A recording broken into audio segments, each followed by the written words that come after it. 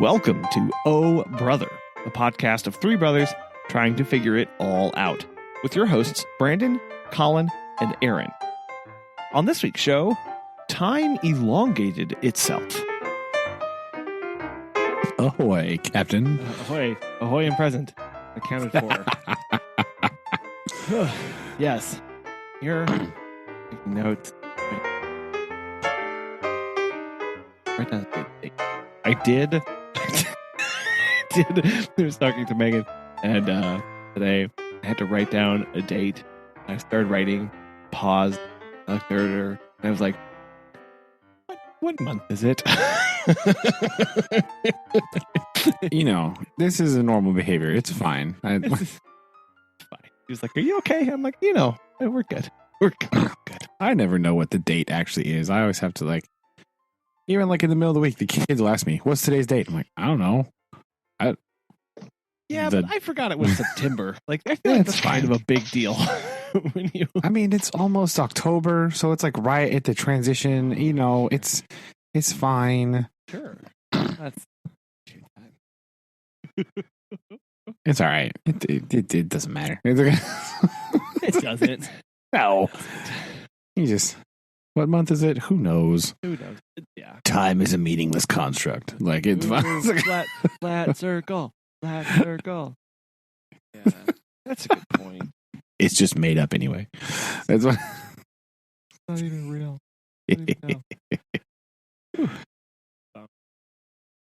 Yeah, what's new with you? Oh, not too much, really. Been just kind of doing school stuff. We had PD day yesterday, but no. The administration forgot to plan things for us to do, so solid. We just kind of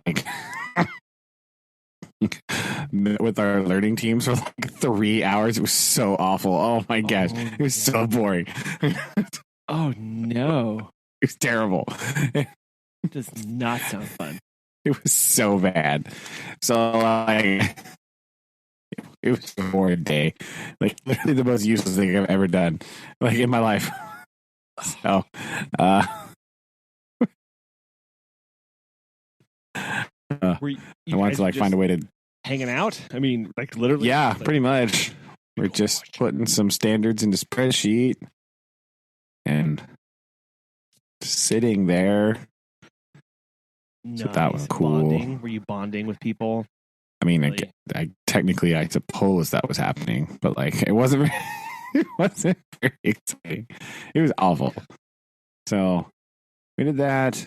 Today was weird because we had a thing during one of the hours, so it's really annoying because whenever there's a thing during one of the class periods, right, I really can't do anything. Right, because then we get all wonky and we're quiz soon, so we can't go too much. So we just did some bonus review things today, so it was all right, but threw our day off pretty hardcore, so we were just kind of chilling today too. We did a little review, kind of did some stuff, and they're all right, well, that's it. That's all we got. Well, yeah. Fun. So it was all right. It was the Feeding America presentation that the FFA does every year. So but we have two new FFA people. So it was different. So it just felt very what's that? So the Feeding America thing, it's basically they take the kids out and they show them around and they're this is a tractor. This is how it and then they take them through all the process of things, how it can farm your food. And then this is a chicken. It's your future right? Like Uh-huh. calf that's gonna be a hamburger when it grows, right? Like that kind of stuff. Okay. I gotcha. So it's kind of awkward. Like, but the FFA kids are the ones that are doing it. They're putting it on. So like they're trying, but they're high school kids, so they're doing their best out there. And it just felt like I felt like they're overly ambitious in their plans today. So like had lots of different stations set up, but not a lot of time to do them. Oh. So it was basically like, oh, here's a pig, blah, blah, blah, blah, right, switch. Like, but we didn't even, like, we just got, okay, whatever. Like, yeah. it felt, and so I feel like it might be beneficial for them to have less stations that are just more interesting. I don't really know, but it's whatever. I'm not in charge of that. So I just go. They say, here, elementary children, here are some cows. Ta-da. It's also kind of weird because sixth graders are kind of just like, whatever. We don't care. Yeah, I'm sure they're not the most like uber impressed of all the stuff. Sometimes. Well, and it's another like it's a thing they do every year. So by the time you're in grade, you've seen it like 5 times. Oh, already. So like the pit, you're like, here's the chicken. Yeah, I know. Whatever. Like, you know what I mean? So another thing that might benefit is if we did it like first grade, third grade, fifth grade, right? Did like every other year thing. So like I guess kindergarten and first grade. They'll put together. Yeah, right. Or it's at least different. Or if it's been long enough, they're like, oh yeah. Right. But you see it every year. It's just like meh. You know what I mean? Yeah. No. So yeah. That's basically it today and this week. So not a lot happening. Doing quiz in science time because already done with first thing. So wow. Just getting ready for that. Just trying to navigate the waters of being sixth graders, like you do.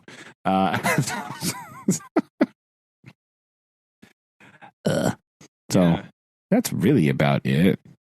Very nice. We didn't really do anything. We went on an adventure this weekend, a small adventure. We like took a trip to the antique store, right? Mm-hmm. Just because we tool around, see how it was. Little sparse this time. Not gonna lie. Little slim pickings in there. It's a little sad. It's like, oh, there's not cool. Where's the cool stuff? Where's all the cool stuff at? You think it'd been already picked over, or were they just running low on supply? Maybe, right? Might have been just a time. That's the exciting part about the antique store / thrift store, right? It's like just a mystery what's going to be in there, like it's always very exciting. But sometimes you'll get these weird like lull times where there's people have bought a lot of stuff and people have been shopping a lot there. And so a lot of the stuff is really picked over. There's just like random left. And all the vendors and whatever haven't like brought in new stuff or whatever. So right, you get these weird kind of time periodically where there's just like not really anything that's like cool. So it was one of those times I feel like, it wasn't just like, cause like the last time we went, there was like lots of cool stuff. This time, none cool stuff. Oh no. Yeah. So, but it was just, so we haven't been in a long time and wanted to go out and do something. So we did that. Nothing super exciting, but that's what we did.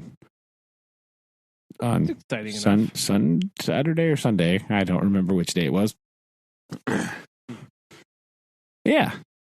That's pretty much it. I think it was Sunday. Yeah. Yeah, we'll go with Sunday. Sure. Sure. If we need to get this on the record for. Yeah, I don't actually remember. The whole Monday being such a long, boring day, it really sort of skewed my sense of time. It was a 3-day weekend for you, apparently. Yeah, right. Well, my Monday of just like endless meeting, just like time elongated itself, right? And it stretched on towards infinity, made everything seem much longer. So anything that happened before Monday, it's really hard to like. It felt like it was so long ago. Last week, a year ago, I don't really know. Yeah, I have no idea.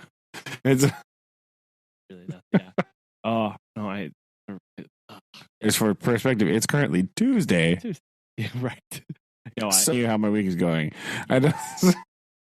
I'm right there with you for sure. Yeah.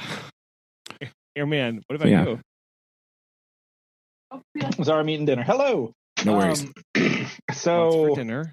What'd you make? Avocado toast with eggs. What? Hey. And I got bacon, and some sriracha on top of it.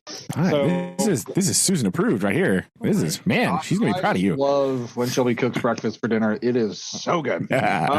So last week we were all virtual. Oh right. And so it was a wee different because we had the Kansas State game last Saturday, 2 Saturdays ago. And then boom, virtual. No kiddos. And so we're sitting there doing our stuff, and we also had parent-teacher conferences, technically. But again, I sent all my emails out. I'm like, hey, none of your kids are failing. Your kids are fine. You don't need to come to me unless you don't want to. But since we were virtual, we had to be in our rooms till about like 7 or 8. And until then they said, all called to go home. And they're doing stuff on Thursday, getting ready for. They're like, hey, we'll see you Monday. And I was like, what? They're like, oh, we don't. When we have a week, we don't have school. And I was like, what? So I got to sleep in Friday and then come down here to go down to the school and get stuff ready for our game, which if you saw my text message, we got 45'd like bad. Again, for you listeners, if you are in 8-man football, if there is a point spread of 45 points, the game is over.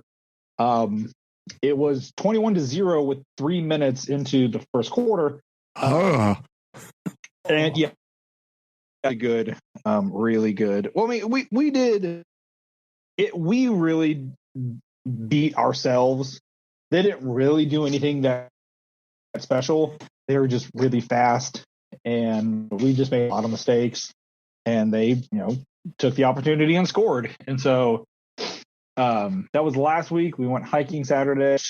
A very short game film on Sunday because the game was so short. It was over by halftime. And did this week so today's Tuesday, Monday. It was hectic because I had a lot of kids who didn't have internet turning stuff in. I had kids who did have internet turning stuff in online.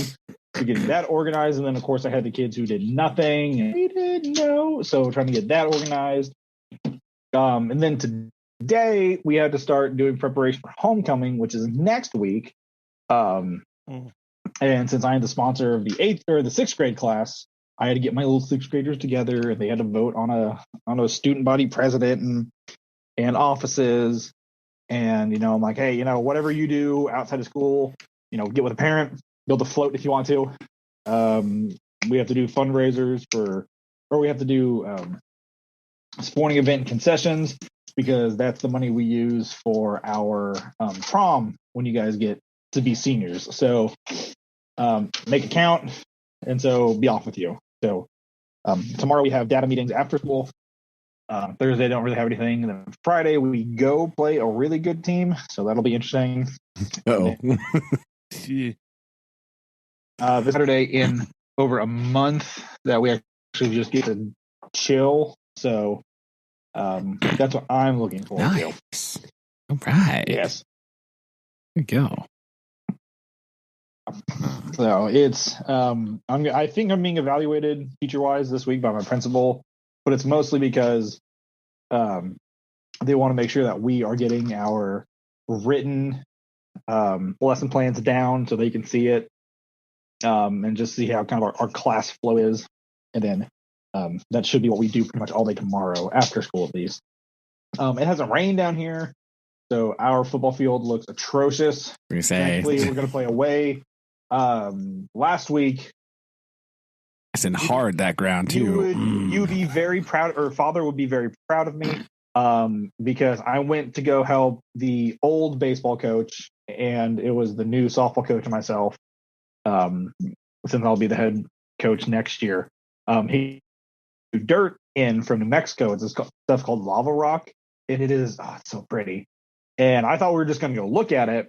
And then he's like, "No, we got to go mow the outfield on the softball and baseball field." So for 3 hours, I went and mowed and on a tractor, and I moved dirt.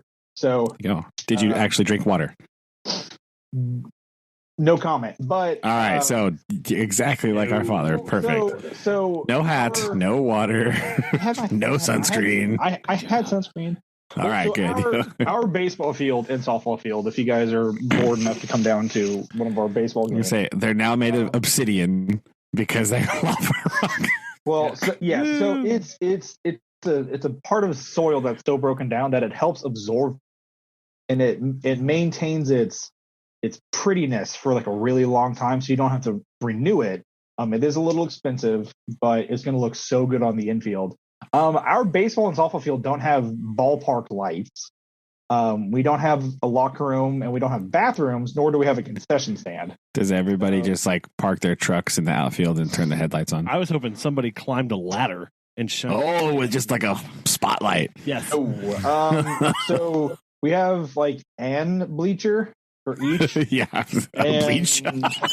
That's it. So yeah, I didn't know, because when you come into town, you see the park where the football field is, and you see these really nice lights, and you see these really nice, facility, and you're like, oh, that's the baseball field.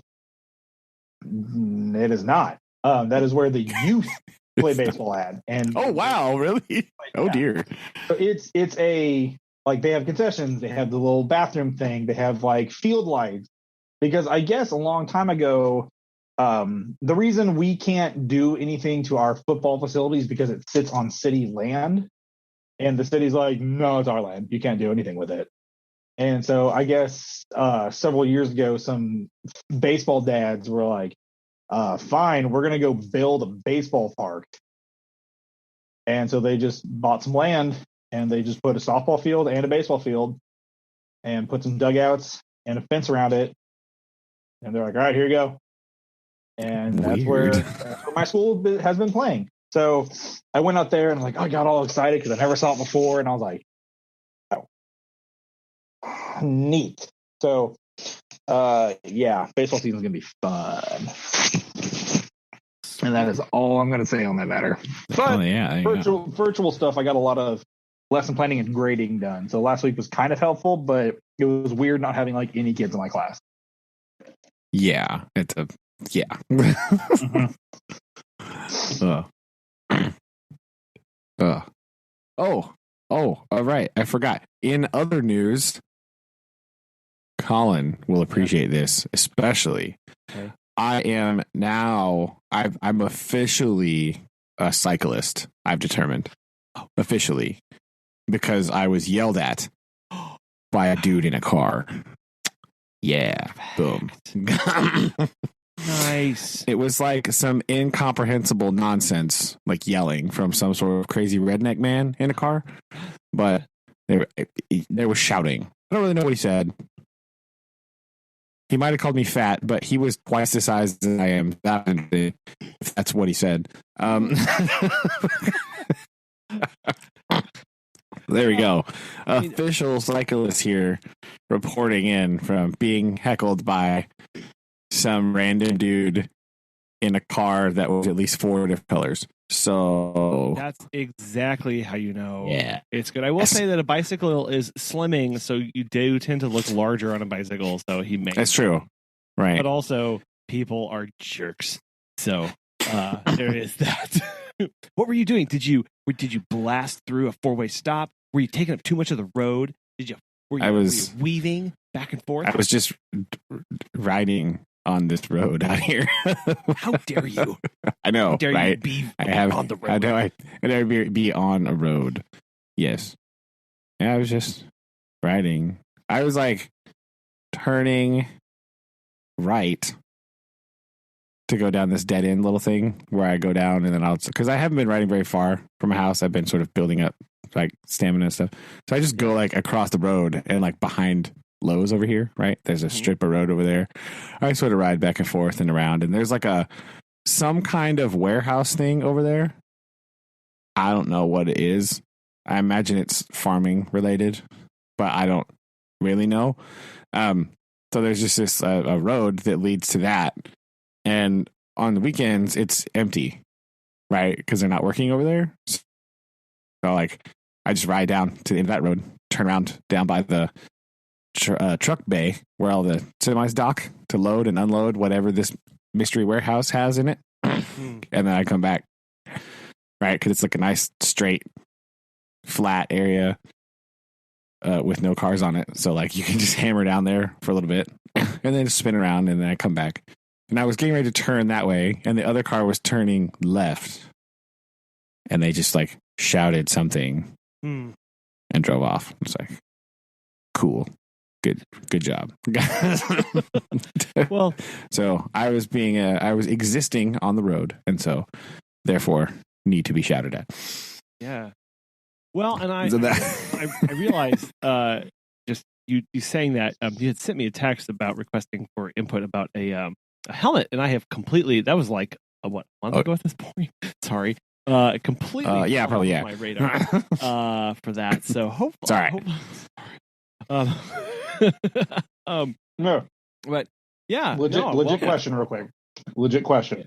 Yeah. So, if you are doing of the cycling or whatever you cultists call it, if there is a sidewalk next to the road, what is the location of where your bike needs to be?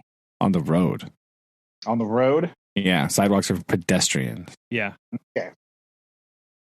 Because when I used to ride my bike, to campus, like I would ride on the sidewalk to campus, and I have heard varying degrees because it's like I always knew it was partially on the road. I never wanted to be that cyclist dude that was just like blocking up traffic. And coming home, there's parts around Tulsa that are very bikeable. And here recently, there's been a lot of people starting training for the Ironman stuff. Oh yeah, or just the cycling stuff. And there's just times where I just see like a line of people and then like 50 cars behind them. And so I know like for those kind of people training, but just for the piddly dink, I'm gonna just ride down the road real quick to get like a drink from the gas station. Like, well, now it does protocol here. It does depend on like where you are, because some cities will be like, no, we want all the bikes on this path, right? And it's like a sidewalky area, But generally, like you can ride your bike on the sidewalk, I guess. But generally, it's the road is better because you're moving so much faster than pedestrians, right? So people like walking around, like you're moving faster than them, potentially, right? So you want to be out of their way. And like in like city, like or a more just like urban area, like the cars, there's lots of room to go around you. So like you just are supposed to ride close to the edge of the road as is safe. Unless you're like in really downtown area and traffic's moving really slow, you could take up the whole road. Doesn't matter. Boom. Here I am in the middle of the road. Get over it. Like but neat. Okay. Yeah. You just want to be on the road because you are potentially going so much faster than the people walking. Right. Around here, there's like no sidewalks worth a darn anyway. So like it doesn't really matter. But yeah. generally on the road. And I was just like on this little side road over here. Again, not going like far afield because I'm still, my legs are still like, what are you doing? Stop it. But pretty good. So yes, just want to throw that out there. Heckled nice. By traffic. Most people like don't pay attention. They're just like, whatever. No, I guess just wait till you get a skull can thrown at your head. That'll be fun. Yes, I was waiting, but not yet. Not yet. Side roads behind Lowe's. Probably not. Well, welcome to the club, especially. Yeah. You go in the middle of the afternoon. If you go over there at night, probably there's lots of like broken bottles and stuff on the side of the road over there. So definitely don't want to go riding over there. Like in the evening, right? Because yeah, that's a daylight hour, right? Yeah, right.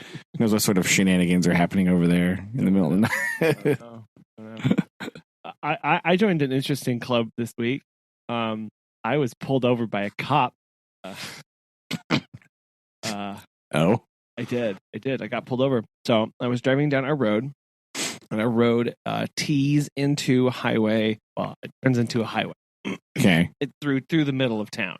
I made a right turn. When I made the right turn, I turned and I moved into the left lane, 2 lanes there, and so you turned right. Turned right. Oh, and then you went all the way over into the naughty boy you. I just did this. And let me preface this by saying it was 9 p.m. at nighttime, and I was on my way to go let a dog out to go pee. And there is nobody on the road. This is not a defense of what I did, because technically what I did was incorrect. Yeah. And here are the events. But also, technically, literally, I cannot explain to you how many times I see that happen during the course of a day. Exactly. Right? Like all day, every day, anytime there's an intersection, that happens. Yeah. No, exactly. So I make this turn with not a soul on the road. And when I say not a soul, it is nighttime with street lights along the highway, and I do not see headlights. I do not see anybody else. Again, not an excuse. What I failed to see was that directly across from me on the other side of the street was Box Cop. He lit up my butt like it was going out of style. And I was like, oh no, a cop. Let me pull over and get out of his way. And then he followed me into the right lane. And I was like, yes. Oh no, I am getting pulled over. It is I who he is after. Well, I pulled in and I'm like, I was so confused about why I was even pulled over, because I was speeding, I turned, what's going on, like blah blah. Oh, did you do the thing? You got any idea why I pulled you over, son? No, he just walked up and he said, well, I pulled you over because whenever you made that turn. And apparently when I made the right turn, my left tire touched the center turn lane. What? Or something. Anyway, Officer Lyle had a lot to tell me about what I had done and why it was wrong. And then he asked, where are you headed?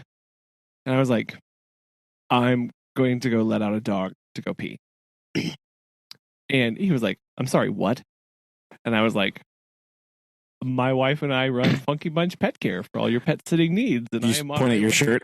Look, I did. Here. That's what Megan asked. She said, did you point to your shirt? I was like, no, because the number one rule whenever you get pulled over by a cop is to not move. That's true. Hands on the steering wheel at all times. No sudden movement. Or hands in your, like, anyway. So I was just like, I kind of gave him a spiel about like our business and like, and we go over multiple times a day and we let them out to go pee while the owners are traveling. And it's a great way to like, and Megan was like, did you hand him a business card? And I was like, yeah. Did you like, so do you have a dog, sir? Like, so here's the funny part is that he does have a dog, and he took it to a boarding facility and it got its ear bitten off by another dog. And so I was like, oh my gosh, that's so terrible. That's exactly why we feel like dogs do best in their own home, in their own environment, and where they can be loved on by pet sitters who come over and let them Oh my gosh! I just pulled. Sales pitching to get out of a ticket. Who man? That's a new one. Always be closing. Always be closing. That's hilarious. And he was like, "Okay, well, I'm going to need some your license and insurance." And what did he say to this comment? Did he let you go? Well, then he asked for my license and insurance, and walked back to his car, and was there for an obscene amount of time. And I'm like, I know internet connections are slow around here, but like seriously, what do you find?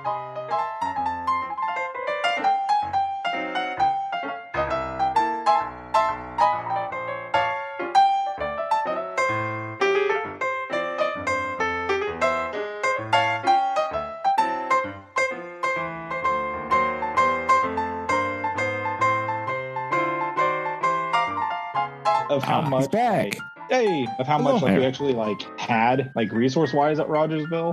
Then like I come to like here and I'm like, hey, can we do okay. Nope, like, just kidding. Sweet. So I will just kind of stay back and hide. So sounds good. Good plan. Anyway, back to Collin getting pulled over. Like nothing happened. I'll talk up to him and he says, I don't pull people over to make them mad or angry. I pull people over to keep him safe. At which point he takes his flashlight and shines it in my back seat. That I see you've got 2 little car seats back there. The move you pulled while you were driving could endanger yourself and the 2 of those that are in with you, not to mention other people who are out on the road. Or any dogs, cats, or other pets you might be transporting at this time. Yes, sir. Yes, sir. He goes, additionally, because of your attitude, being respectful, I can tell that you are not a hoodlum. Not a basically, yeah, like you're taking this seriously and blah blah blah, and you're being receptive. So I'm going to let you off the verbal warning this time. Fine, yes, thank you very much. Like, what am I going to do? Like, I don't know. So I reached out my hand and I shook it. And I was like, thanks, have a good night. Like, I don't know. And then it was like really awkward. I didn't know how to close that. Like, how do you close out an interaction with a police officer? I don't know. I said thanks and shook his hand. Oh, you say thank you. You appreciate them, what they do, and wish them to be safe. You roll up the window and then burn out. Down the road. Well, there's part 2 to the story. Aaron, tell me more about your interactions with cops and police officers. No.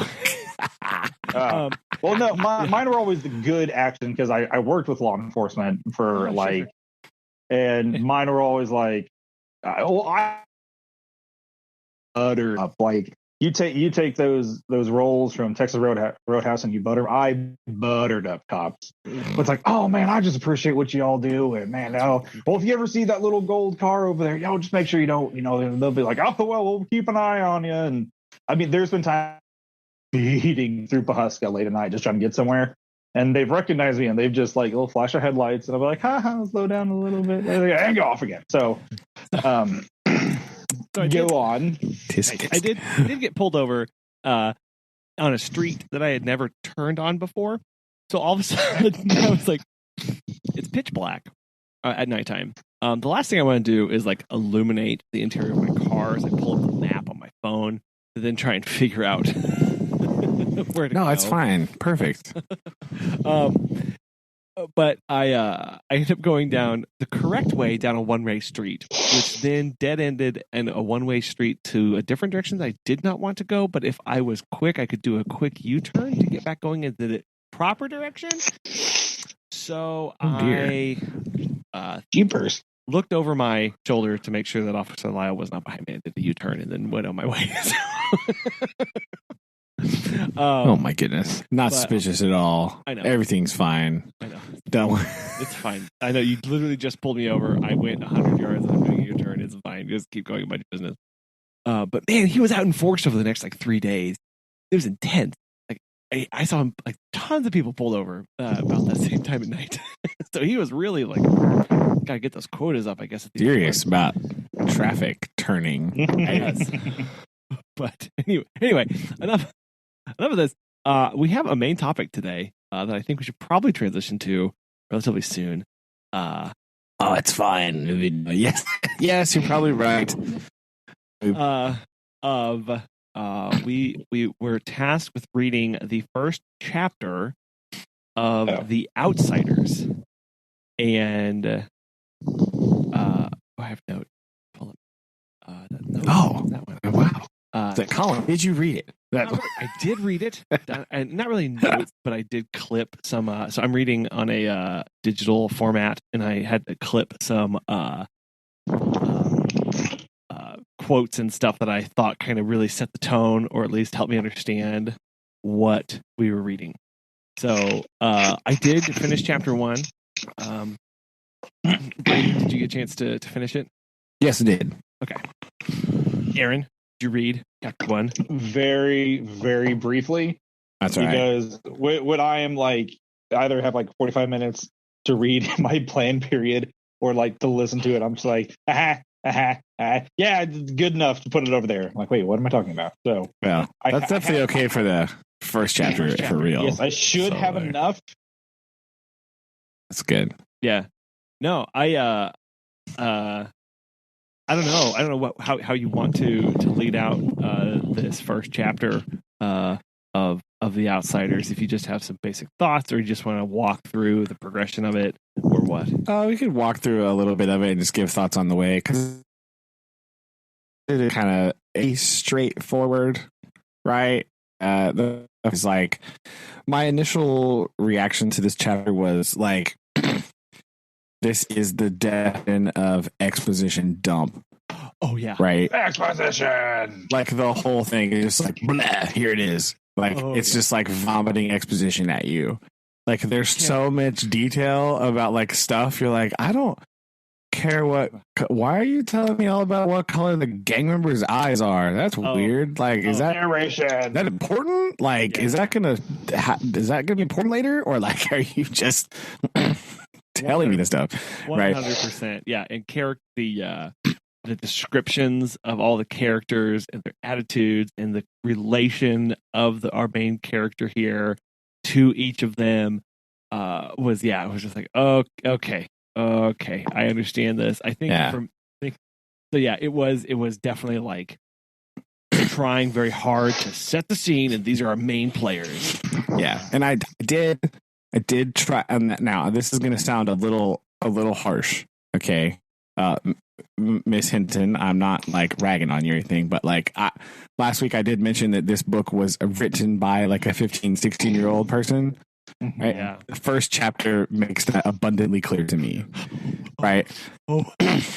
Like, oh yeah. I'm not like hating or anything like that, but and I know that like at the time, because this book was published in 1967, so that means it was written before that, because it was published her freshman year of college. Mm-hmm. So like she would have been writing this 64, 65-ish, right? That's when she was writing this book. Yeah. At the time, this is also very like, this is pretty standard stuff. You know what I mean? Oh yeah. And if she was in high school, and if she was reading Aaron's favorite book, The Great Gatsby, you can definitely feel that influence, like already. Mm-hmm. You know what I mean? Like high school reading, just exposition dumping on the page everywhere. Like, I'm not saying that's a bad thing, because a lot of books do that. This is by no means like an abnormality, but like is very just like, here it is, plap. Yes. You know. And so I feel like it makes sense with the perspective, like the point of view of the story.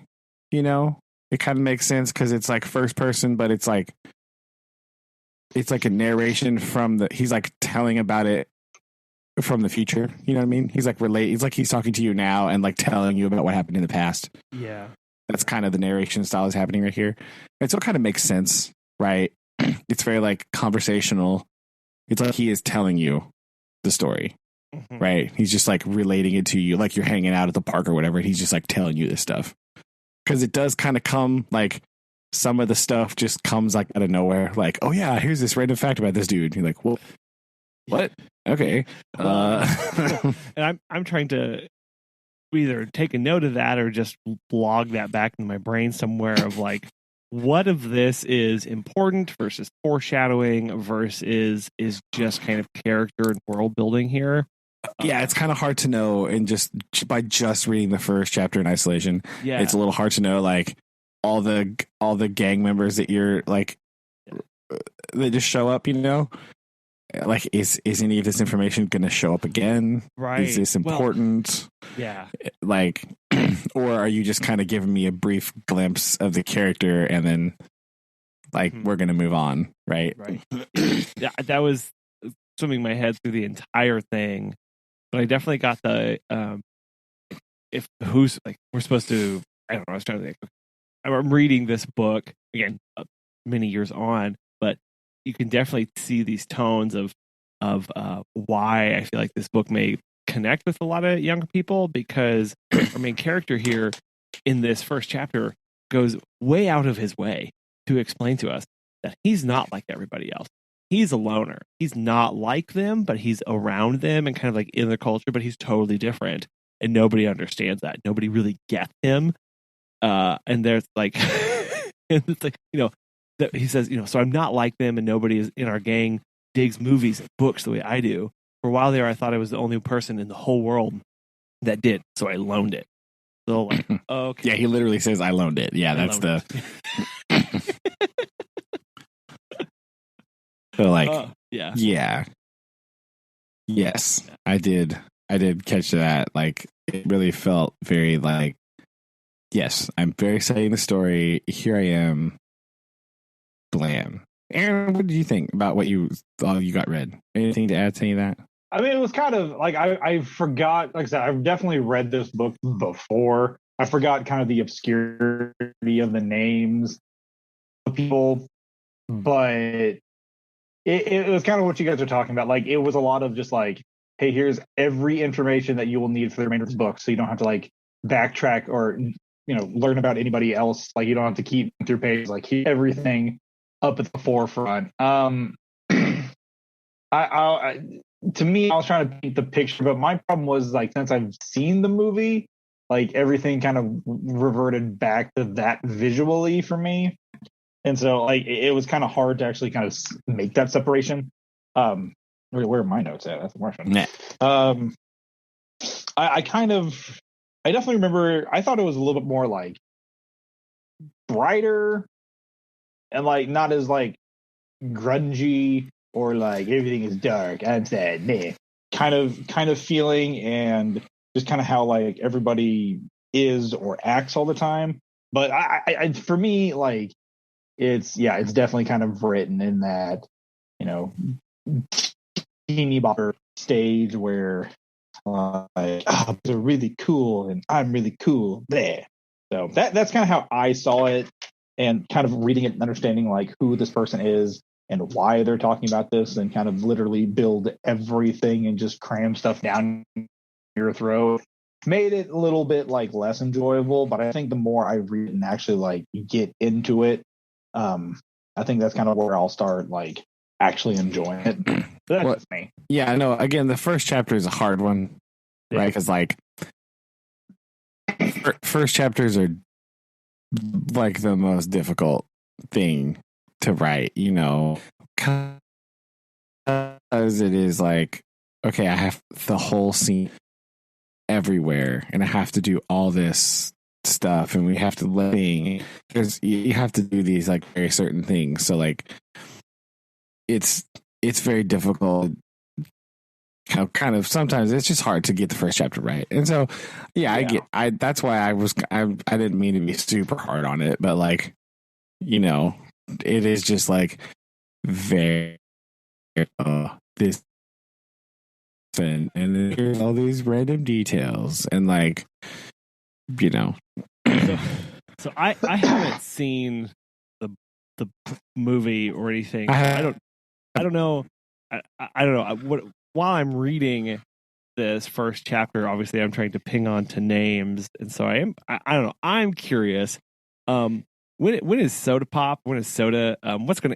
what terrible thing is going to befall him? Because wasn't he? Yeah, right. That's the quite a lot in chapter 1. And Daryl, his older brother, Daryl. I'm trying to remember everything. No, don't spoil it for me. I'm trying to remember it. I'm like, I don't remember what happens. What's his oldest brother's Derry? Yeah. Yeah. So obviously, when I was reading this, I was like, okay, especially at the end where it's like, Derry really loves you, and he's just doing this for the best of you. And he's like, no, he's not. He doesn't. Yeah, right. Like, okay. Well, Soda's got great things on the horizon, and he's wants to get married soon. So you aren't going to be with us. So he's definitely going to die, right? My 2021 brain has to say he is dying in this book. I don't know if that's true or not, but he's going to be. They talked about how he likes to like drag cars and car crash. That's what's going to happen. Quote: he gets drunk on just plain living, and he understands everybody. Okay, yes, you are the. What was the other one? Oh, Soda Pop will never grow up at all. He's like the Peter Pan of this so far. Of like he's just a child at heart and loves everybody. He gets everybody happy. Yeah. Yeah, dead for sure. And he's gonna get married. It's like, and you're the one thing standing between the relationship between our main character and his older brother. Okay, let's be real here. Yeah. So that was that's a little heavy-handed. I'm like, I don't know. Like again, I have no. I did like. I'm up to like some. That's like the tragedy is going to be around him. Yes. Again, could be wrong, but I don't know. I what did you think of the other gang members? You mean other random nickname that I can't keep straight yet because they're just all in one thing. Like, I know. Oh no. I know. There was. Yeah, it was so weird for how that was just, as you said, like just dumped. Like, I really need a flowchart at this point. Yeah, also I feel the other thing that could, like, this is just a side detail, but right, like you've got like Dally and 2-Bit and Soda Pop and Pony Boy and Johnny. Like poor Johnny doesn't get a nickname. He's just Johnny. That's it. Like, well, it speaks Johnny last and least. Wow, ouch, man. That's harsh. So last and least, he doesn't even get a nickname. It's like surely that won't play into this at all. Of his position. Well, there's the example about what was going to happen. You know, in the this situation, right? He was the frame of reference for the whole thing. Listeners who haven't read this book, the first chapter summary is vaguely. Main character, his movie house, walks home alone, gets jumped by, yells, friendly gang members come save him. There, the whole reference during that happened, he's thinking about Johnny jumped and then did not, was not able to be saved by people, and so got roughed up like hardcore. And so he's sort of the frame of reference here, right? That he's comparing himself to. And he keeps saying, like, I don't want to be like Johnny. I don't want to be like Johnny. So that's a little... That might be some foreshadowing right there, right? Like, well, I was obviously thinking, like, okay, if John... I don't know, for me, again, 2021 brain here going, okay, if Johnny is the one that's always on the outs and isn't really accepted... What backstabbing thing is he going to do that's going to get Soda Pop killed is what I'm thinking. Oh, that's true. Oh, I will say that I really appreciated this one. I did appreciate this little piece of character development with Dally, the like really hardcore guy, when it says Dally, even though he could get into a good fight sometimes, had no specific thing to hate, no rival gang, only socias. And you can't win against them no matter how hard you try because they've got all the breaks, and even whipping them isn't good enough to change that fact. Maybe that was why Dally was so bitter. And I really, I don't know, I thought that was a really interesting point to make about somebody who needs something to rage against that has so that you can, something you can win against. Like, okay, if I do enough, then I'll finally win this. And to know that this is again, really pitting this in this socioeconomic frame of like, no, it's just people have things, you don't, and there's nothing you can do to change that. And that's the world that we're living in and the frame of reference we're coming from. And the broad structure that's being painted so far is very like classism, right? Like even the even the small bit of character thing you got, right? They the clothes they're wearing. I had to look up what a madras shirt was. Nice. Kind of wear. I didn't know what I was not familiar with that term. Turns out it's just a plaid shirt, but like I don't. But you know, yeah, cotton plaid shirt. It's like fancier because you know they Ponyboy's wearing like a t-shirt and jeans. You know, the cars they driving a Corvair. Right, that's not a cheap car to buy. Right, they said Corvair and something else. What was it? Mustangs. So these are like not inexpensive cars at the time. Yeah. Whereas the greasers are the whatever cars they have, they're just like old random cars that they hot rod or whatever. So again, it's the sort of saying like, oh, they can afford to buy new, and these guys just buy whatever is cheap and then make it more interesting. But like, so you are setting that up really well. They kind of already specifically said, oh, other places have gang. We don't have any of that. We just have the social. We just have the social standing. Like he specifically says, other places fight gangs and win turf wars. We don't have that. We just have people who have things don't. But we're not. And I love the whole thing of like, also like but we're not the hood. We're not those guys. Yeah, absolutely. Yeah, that was kind of a weird like. Wait, that was a weird little aside that I didn't really. Again, I think I might be missing some of the context here, but like I feel like that's like they're just like straight up criminals. Yes. Right. So it feels like greasers are just sort of like your lower, like your blue collar families, like poorer middle class or like lower class people. Whereas hoods are they just straight. Because the girl in the science class mentioned that when he whipped out his knife. Yeah.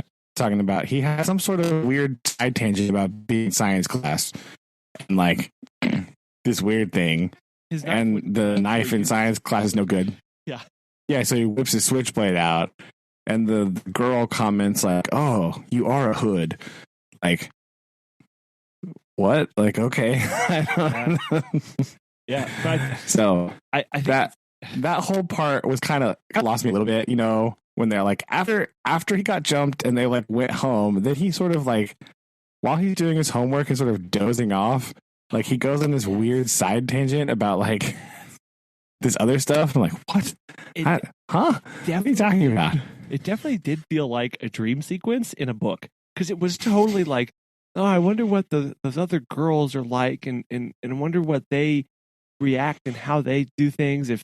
But their boys probably don't get arrested like ours do. So it's just like this weird like stream of conscious. Interest, but you can see it was very interesting for me to have this boy painted of like, oh, I wonder what this upper class is like. But in the same stroke, simultaneously being like, but I'm not those who are beneath me. Like still suffering from that same kind of classist ideas of where people stand and how they're viewed by the world.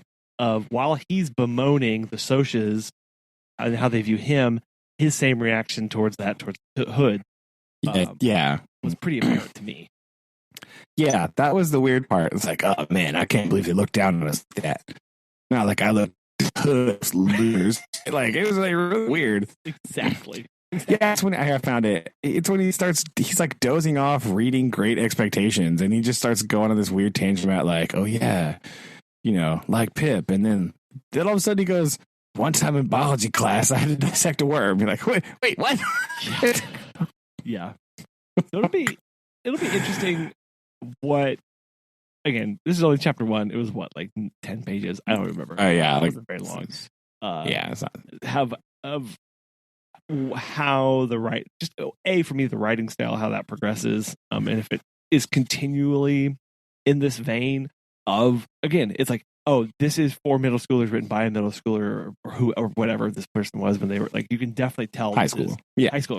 Like, okay, I definitely get like this kind of writing, how it would be appeased to like a high schooler's brain. Yeah. Right. But again, I'm not throwing shade because let's be fair. Have I ever written anything even remotely this good? Absolutely not. So like, I'm not coming at this from like, oh my gosh, I could do better, because I cannot. All right. I just want to put that out there for any listeners who might be like, oh my gosh, I can't believe you're trying. No. I am fully aware. Yeah. I am fully aware that this is far better than anything I have ever written. So I just want you to know that. Right. I'm only coming at from like a literary, like critiquing analysis point of view. Sure. From having read lots of other stuff. So that's the only section here. I'm trying to give my honest opinion. Yeah, and I think same. I absolutely. I think again, we've talked about this before on the podcast about books that were written in a new style that took us a while to understand, or different than we were used to. This is written in a different style than I am used to. So that is something that is going to be interesting to see how that progresses over the course of the book, to see if it is different or if it gets better, or maybe not better, but if it, whatever. I don't know. But yeah, it was very, very interesting to me. Oh yeah, no, I agree. It's very much that, like, that perspective. Like, generally, I don't have a history of reading books with protagonists who are 15 or whatever. Yeah. Right. This kid, how old's Pony? I don't remember. It said in there somewhere. 14. Yeah. Like, I don't have a lot of experience reading books where the protagonists are 14 years old. Even when I was 14 years old, like I said last week a little bit, I wasn't reading that kind of book.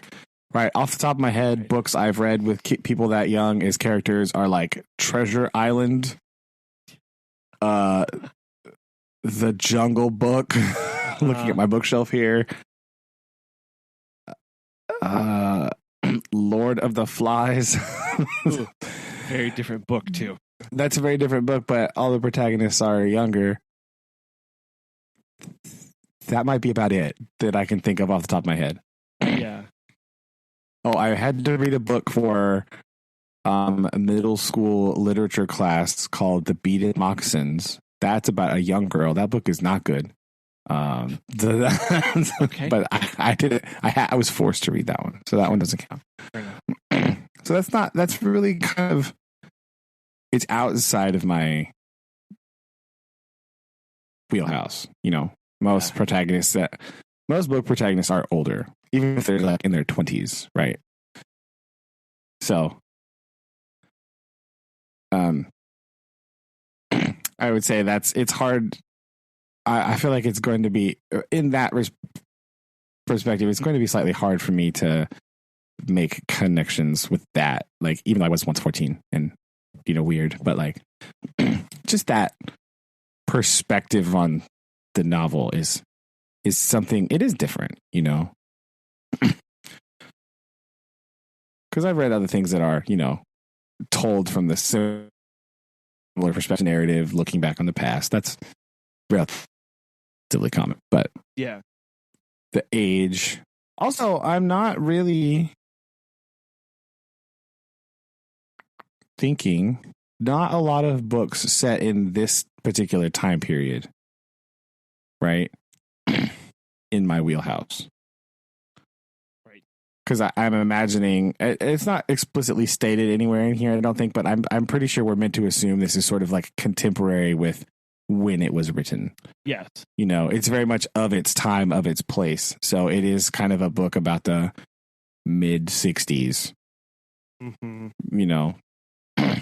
And that is, mid 60s, middle America, kind of, also just not super familiar with a lot of that stuff. I mean, from like movies, right? but yeah, that's kind of it too. So that being familiar with that time period is also going to be slightly interesting. Yeah, I feel like I'm going to be Googling a lot of things to get a reference. Yeah. And we'll see, like, I'm also interested to see how much, because that was a very tumultuous time in American history, like, does that play a role here anywhere? Or is it just like, is this story just sort of insular? Is this happening in the community only? Or does the broader... Yeah, how big is the world? Is the world just wherever this sets? Again, I think we're supposed to assume that it sort of is written based on her kind of life experiences. Yeah. So, like, is this book just about mid-60s Tulsa, Oklahoma? Or is there a broader sort of perspective here going to show up somewhere? Yeah. So I don't know. Even if it's like indirect or subtly, you know what I mean? Not like super in your face. I'm imagining it's not super in your face if it's in there, you know? But just sort of those general cultural phenomenons of the time, if they show up in here in some form. So I'm going to be on the lookout for that. So I think that will be interesting to see if that informed kind of. And that might help me to get more into the book too. If I think about it in that kind of, if I put myself in that frame of reference, I think it might benefit me. Just me personally. Sure. So I might think about that going forward. At least try to be kind of in that frame of mind as I read it and try to connect and understand the character. Yeah, I think that setting is going to be beneficial for just me personally.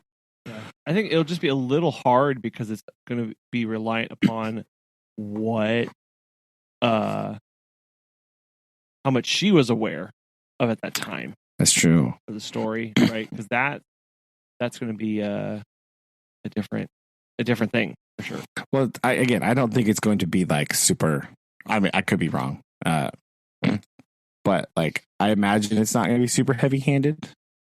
You know? Yeah. Agreed. We just got some subtlety already at the beginning, right? We got Corvair, Mustang, Paul Newman, right? That's very kind of mid-60s-esque, you know what I mean? So we're already kind of painting that. We're starting to paint that picture. So we have some of those cultural touchstones.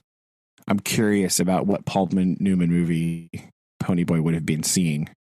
Might have to see if I could figure out what that might have been. Right? Because he's been making movies since like the late 50s, I think. So there's definitely some chances here. So I got to try to determine what Paul Newman movie is most likely the one that Ponyboy saw immediately preceding the events of chapter 1. Okay. Well, that's your super sleuthing that you have. That's your super sleuthing. Okay. For the next one for chapter 2. All right. So next time, are we going to just read chapter 2? Or are we going to read chapter 2 and 3? What's the plan moving forward? Aaron, thoughts on plan moving forward? Busiest man. Yes. I think if we're able to do like chapter 2 and 3, because they're not that long, right? Like, not really. This one was like 15 pages, maybe. Yeah. So I think, I don't know, I do 2 chapters. Okay. Just people. Fine. Yeah, I can do that. Okay. Chapters 2 and 3 next time. That way the listeners might not want this to be like a 12. There's only 12 chapters in the book. So like we did a 12-part series. Yeah, right. We could make it a little smaller. No, but it'll be at least 13 because we've already done like a pre-show. That's true. Because then we'll have to do a wrap-up show where we bring it all together. Okay, fine. Yeah. So combining, so yeah, we'll experiment. We'll do 2 and 3 this week. We'll see how it goes, and then we'll go from there. Yeah. Agreed. I like it. I just make sure we don't because I know Aaron is the busy one currently. Yeah. So as long as you got some time to do that. Don't want to be like, read the rest of the book. Okay, bye.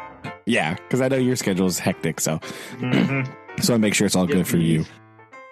So yeah, 2 and 3, got it. and determine what movie he might have been seeing. Yes. All right. Very good. I like it. Go forth, and we'll catch up next time, guys. All right.